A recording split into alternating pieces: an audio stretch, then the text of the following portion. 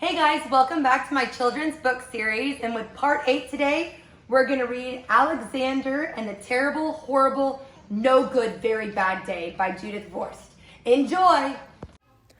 All right, here we go. Alexander and the Terrible, Horrible, No Good, Very Bad Day by Judith Viorst. I went to sleep with gum in my mouth, and now there's gum in my hair. And when I got out of bed this morning, I tripped on the skateboard, and by mistake, I dropped my sweater in the sink while the water was running, and I could tell it was going to be a terrible, horrible, no good, very bad day. At breakfast, Anthony found a Corvette Stingray car kit in his breakfast cereal box, and Nick found a junior undercover agent code ring in his breakfast cereal box. But in my breakfast cereal box, all I found was breakfast cereal. I think I'll move to Australia. In the carpool, Mrs. Gibson let Becky have a seat by the window. Audrey and Elliot got seats by the window too. I said I was being scrunched. I said I was being smushed. I said if I don't get a seat by the window, I am going to be car sick. No one even answered. I could tell it was going to be a terrible, horrible, no good, very bad day. At school, Mrs. Dickens liked Paul's picture of the sailboat better than my picture of the invisible castle. At singing time, she said I sang too loud. At counting time, she said I left out 16. Who needs 16? I could tell it was going to be a terrible, horrible, no good, very bad day. I could tell because Paul said I wasn't his best friend anymore. He said that Philip Parker was his best friend and that Albert Moyo was his next best friend and that I was only his third best friend. I hope you sit on a tack, I said to Paul. I hope the next time you get a double-decker strawberry ice cream cone, the ice cream part falls off the cone part and lands in Australia. There were 2 cupcakes in Philip Parker's lunch bag, and Albert got a Hershey bar with almonds, and Paul's mother gave him a piece of jelly roll that had little coconut sprinkles on the top.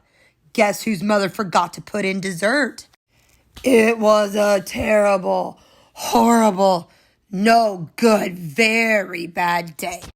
That's what it was, because after school, my mom took us all to the dentist, and Dr. Fields found a cavity just in me.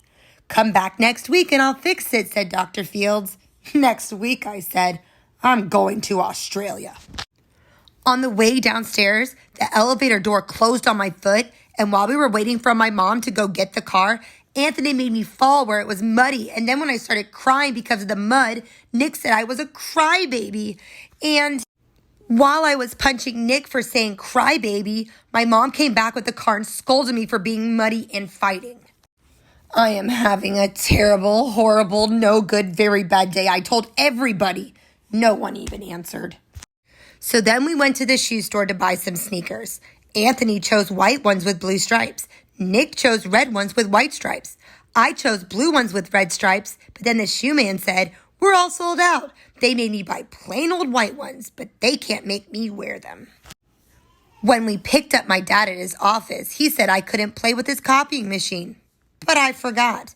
He also said to watch out for the books on his desk, and I was careful as could be, except for my elbow. He also said don't fool around with his phone, but I think I called Australia.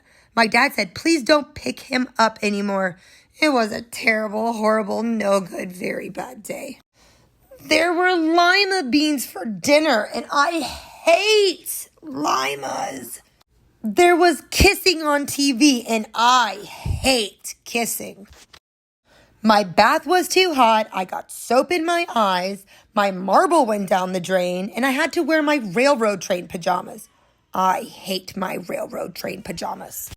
When I went to bed, Nick took back the pillow he said I could keep, and the Mickey Mouse nightlight burned out, and I bit my tongue.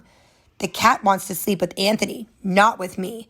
It has been a terrible, horrible, no good, very bad day. My mom says some days are like that. Even in Australia. Well, that was a good book, and, he did have a horrible day. So hopefully your day is wonderful, and we'll see you in the next book. Bye.